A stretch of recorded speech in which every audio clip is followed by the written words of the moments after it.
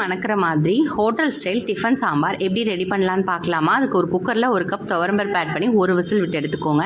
இப்போ அதே அளவு 1 கப் பாசிப்பருப்பு அது கூட ஆட் பண்ணிக்கோங்க. சின்ன வெங்காயம், பச்சை மிளகா, கேரட், பீன்ஸ், முருங்கைக்காய், தக்காளி ஆட் பண்ணி காய்க்கு ஏற்ற மாதிரி தண்ணி ஆட் பண்ணிக்கோங்க.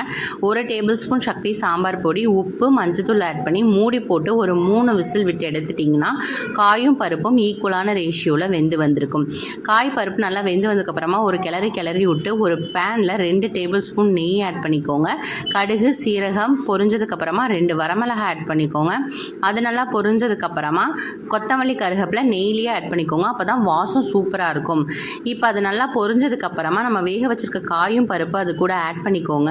அது கூட ஆட் பண்ணி ஒரு 5 நிமிஷம் கொதிக்க விட்டு இறக்கிட்டிங்கன்னா சூப்பரான ஹோட்டல் ஸ்டைல் டிஃபன் சாம்பார் வீட்லேயே ரெடி ஆயிடுச்சு.